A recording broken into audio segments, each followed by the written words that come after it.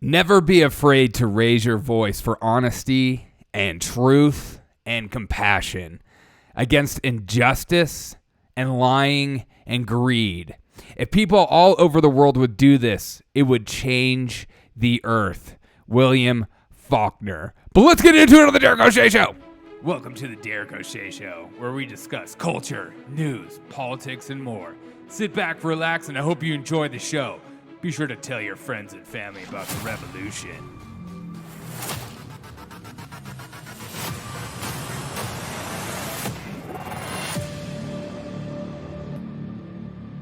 What's up, guys? Welcome to the Derek O'Shea Show. Thank you guys so much for taking time in today to hang out with me. If you don't mind sharing this with all your friends and family, put it on every social media page. Drive them crazy. It would mean a lot to me. Also, if you want to support my show, you can go to buymeacoffee.com/Derek O'Shea Show. I would greatly appreciate it. I watched this clip live on C-SPAN this morning because I have no life, and I don't know why. But we had Dr. Fauci being called out and buttered up by senators worldwide. And it's honestly amazing to see the stark differences in the two. And you can always tell. And I think there's a cultural shift that needs to happen in this country, that needs to happen in this world as we get down to the bottom of truth in the world. As we saw last week, we saw Tucker Carlson bringing on Ted Cruz and calling him out for calling January 6th terrorists.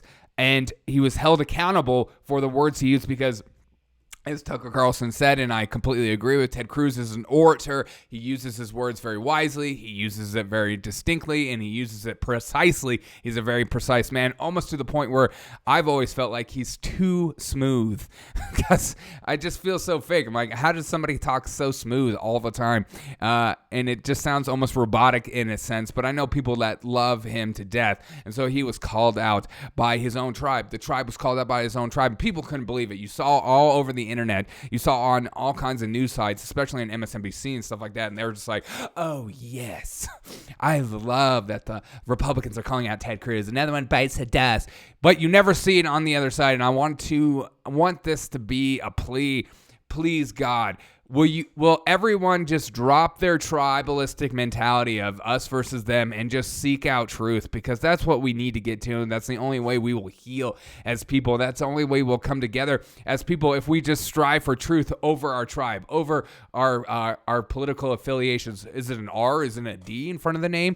I care more about that than I care about the truth, because my side has to win over your side, and my side is the best, and your side is the racist, transphobic, homophobic, whatever side you want to put. They always want an us versus them mentality. They always want to put the other person as the other. And I always say that a lot in my show because I want you to recognize language when they use it of us versus them, the other, those other people, those crazies, those terrorists, those homophobic, those racist, those whatever.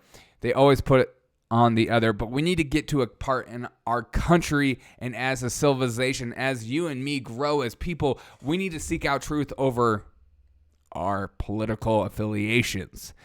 Because wouldn't you rather live in a world that isn't full of lies, deceit, greed, and live in a world that holds people accountable for their actions? It doesn't just hold people accountable because there are political affiliations. Wouldn't that be a better world to live in if we just hold people of what their actions are, how they speak and what they do, as opposed to who they vote for? Because it seems like in this country we care more about what political party or who they lean more towards on the left or the right, and if they lean towards this direction, then they can get away with whatever, and we won't call them out because they're one of us. I saw this exchange between Rand Paul and Anthony Fauci, and I want to pump it in my veins. We need more of it. We need more people to call out the deep state, these people that have been in power and in their position forever, that were never voted in. They get paid more than the president himself, and he is one of the best politicians. To say that these people are doctors or scientists or above all, they're just politicians. These bureaucratic people are just politicians and do whatever it takes to stay in power, and they will shift the blame to anyone but themselves, as always, as opposed to, a good leader who takes accountability, takes ownership. You can always tell a good leader, a wise leader, a leader you want to be led by a leader who takes accountability. Imagine if a president in our time ever said, you know what, that's my fault. That's on me. I need to do better. But the press would rip those people to shreds. So instead we have a culture, a political class that always pushes the blame on everyone but themselves because they're worried more about their poll numbers than just being a good leader. Always. But let's listen to this exchange between Paul and Fauci. It's a little long, but I want you to hear the whole thing because it's always with my show, I think context is extremely important. All these people that just do these little clips or pictures here and there, and then they create their narrative based on their short clips. That's the problem with the corporate media in today's culture. It's because they just want their 30-second clip of slamming someone, making someone look stupid based on one out of context situation. So let's listen to this and let's pump this through our veins because there's something tasty about someone speaking truth to power. And notice how Fauci responds to Paul, because you're losing the battle. Senator Paul. Dr. Fauci, the idea that a government official like yourself would claim unilaterally to represent science, and that any criticism of you would be considered a criticism of science itself, is quite dangerous. Central planning, whether it be of the economy or of science, is risky because of the fallibility of the planner. It would not be so catastrophic if the planner were simply one physician in Peoria. Then the mistakes would only affect that physician's patients, the people who chose that physician. But when the planner is a government official like yourself who rules by mandate, the errors are compounded and become much more harmful. A planner who believes he is the science leads to an arrogance that justifies, in his mind, using government resources to smear and to destroy the reputations of other scientists who disagree with him. In an email exchange with Dr. Collins, you conspire, and I quote here directly from the email, to create a quick and devastating published takedown of 3 prominent epidemiologists from Harvard, Oxford, and Stanford. Apparently there's a lot of fringe epidemiologists at Harvard, Oxford, and Stanford. And you quote in the email that they, or from Dr. Collins, and you agree that they are fringe. And immediately there's this takedown effort. A published takedown, though, doesn't exactly conjure up the image of a dispassionate scientist. Instead of engaging them on the merits, you and Dr. Collins sought to smear them as fringe and take them down. And not in journals, in lay press. This is not only antithetical to the scientific method, it's the epitome of cheap politics, and it's reprehensible, Dr. Fauci. Do you really think it's appropriate to use your $420,000 salary to attack scientists that disagree with you? The email you're referring to was an email of Dr. Collins to me. If you look at the email that you responded to and hurried up and said, I can do it. We got something in Wired magazine. No. I think in usual fashion, Senator, you are distorting everything about me. Did you ever object? All right. And so that is how this whole thing plays out. But that's the only question he really gets in is that beginning part. You smear these 3 scientists from these incredibly credible institutions. At least I thought they were credible. Apparently they're not, according to, these people. Because if you have a dissenting opinion from a credible institution, you have a different opinion. You came up to a different conclusion. You're all of a sudden fringe. But Paul does something. It's basically arguing one-on-one. Is that he attacked him personally. Once again, Fauci, Senator Paul, you're distorting the information as opposed to just saying what he got wrong. No, I actually did this and I did this.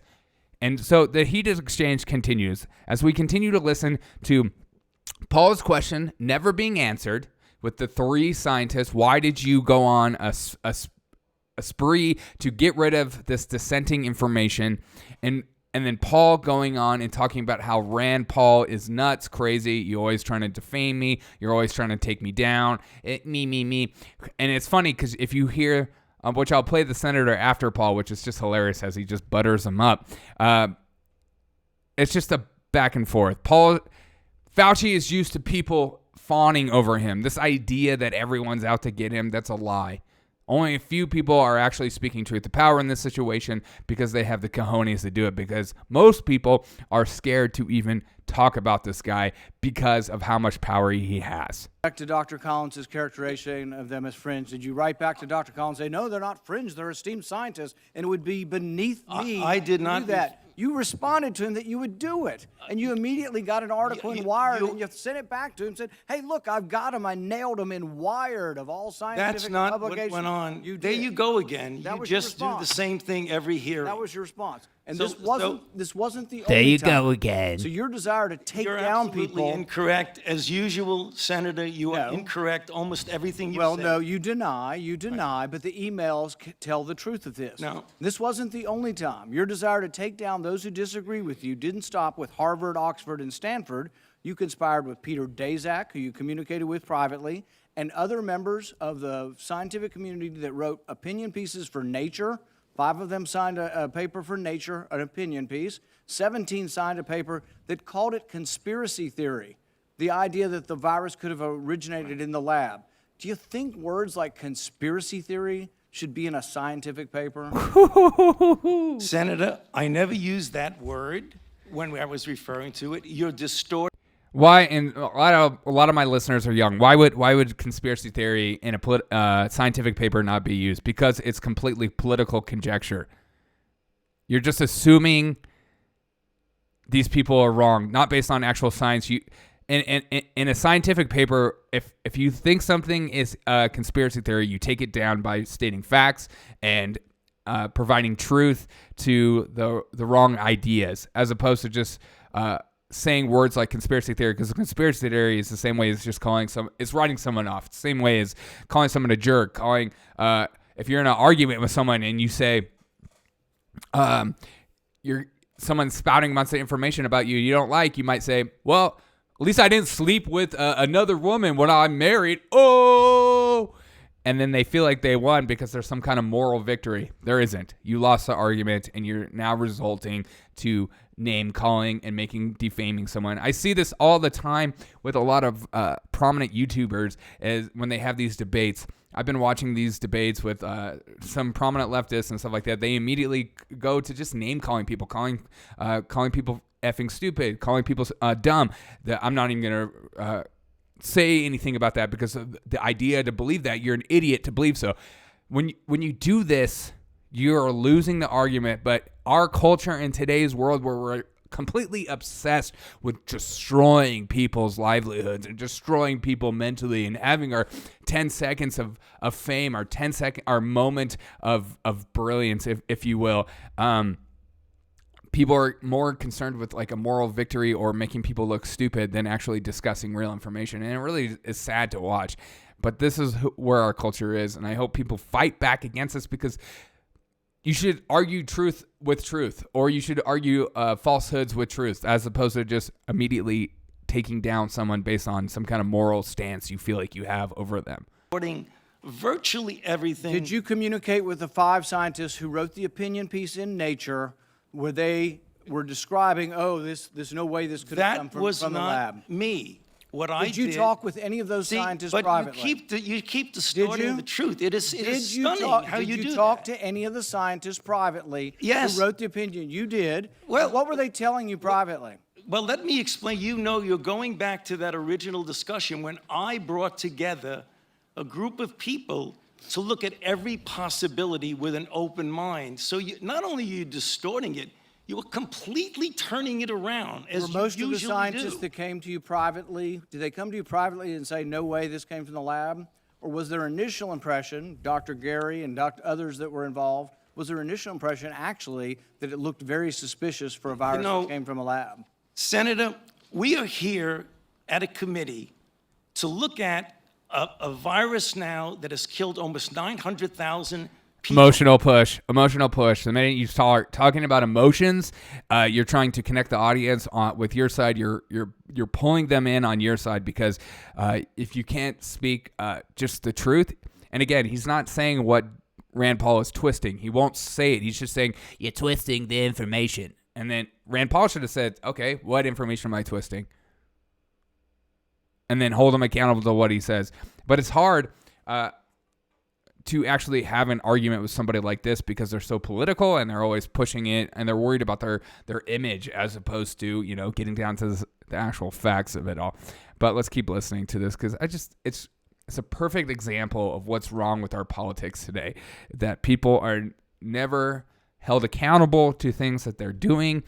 They get away with murder. They get away with whatever they want. And the American people lose out in the end because the corporate media backs them based on their whatever tribe they're a part of.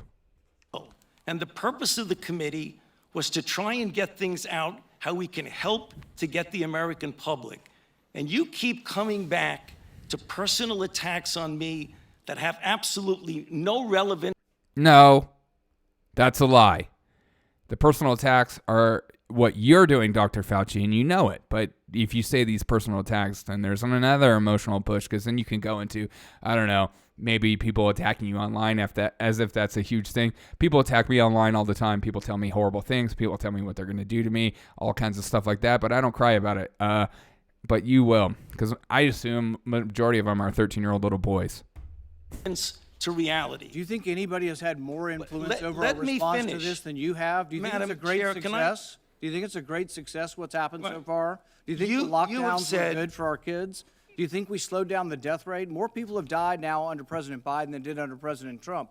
You are the one responsible. You are the architect. You are the lead architect for the response from the government, and now 800,000 people have died. Right. So you think it's a winning success, what you've advocated for government?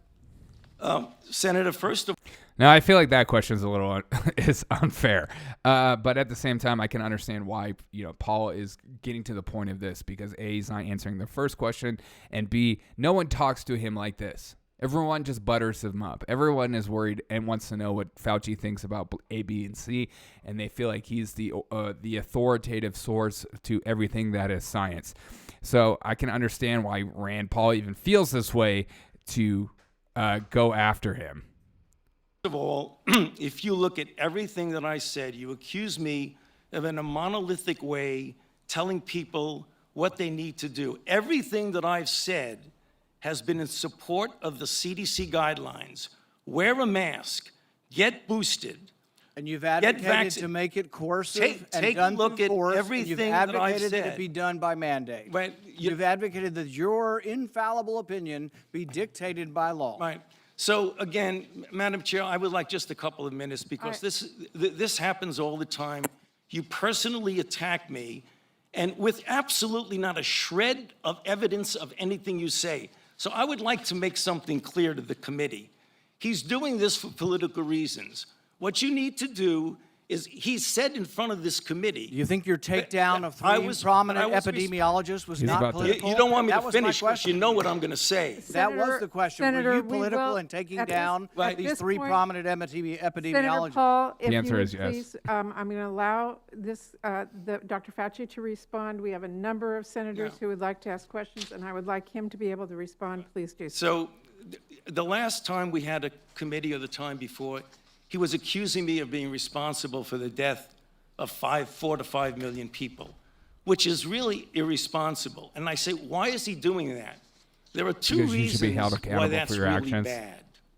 The first is it distracts from what we're all trying to do here today, is get our arms around the epidemic and the pandemic that we're dealing with, not something imaginary. Number two, what happens when he gets out and accuses me of things that are completely untrue is that all of a sudden that kindles the crazies out there, and I have threats upon my life, harassment of my family and my children with obscene phone calls because people are lying about me.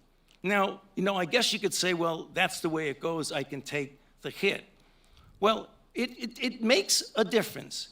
Because as some of you may know, just about 3 or 4 weeks ago, on December 21st, a person was arrested who was on their way from Sacramento to Washington, D.C., at a speed stop in Iowa.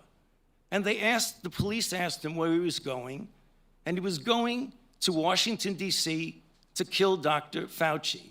And they found in his car an AR-15 and multiple magazines. Specifically saying that gun, you could just say gun, but he uses AR-15 because there's political weight to it, as if that gun has more power than a 9mm. Of ammunition, because he thinks that maybe I'm killing people. So I ask myself, why would Senator want to do this? So go to Rand Paul website, and you see he brought information. He brought this to the argument as a way to stump Rand Paul, which is hilarious. It says, "Fire Dr. Fauci." Fire Dr. Fauci with a little box that says, "Contribute here." You can do $5, $10, $20, $100. So you are making a catastrophic epidemic for your political gain. So the only You have thing politically the only attacked thing that I your can- colleagues, and in a politically reprehensible The way, only you thing that I attack their could think of- reputations. Okay, You won't we- defend it. No, You won't well, argue it. I'm You'll just sorry, simply that we're turn around going the to attack. continue this hearing. We Yeah. have a number of questions from Just other one senators. more minute. One more. I need Well, to get my Dr. point in. Fauci, That I makes really me feel like I appreciate your won. response, but we do have a number of questions from senators, and we do have a second round, and I'm being asked to make sure that everybody has their time, so thank you. Thank you very Okay. much for allowing. So that was the exchange between Paul, which is how it was a little over the top, but also he 100% deserved it. So listen to the way the senator speaks after Paul. Madam Chair. Oh, it stops. That is needed to happen more. This idea that we cannot do things like this to our government officials or hold them accountable, or Fauci doesn't have anything to do with it, is a lie and wrong. We need to hold these government people accountable to their actions and to the things that they're doing, and people like him cannot stay in power forever. They need to be under term limits because they just get stronger and stronger and rooted heavier and heavier within the tree of the government. Let me know your thoughts on this exchange. Let me know your thoughts on holding government people accountable, and also how are we going to elect more people that are more willing to speak truth to power instead of worrying more about their tribe, what political factions they're a part of, whether there's an R or a D in front of their name, and just spinning the truth as opposed to just being for the truth. Let me know your thoughts. Have a great day. Catch you on the next episode of the Derek O'Shea Show. Appreciate you.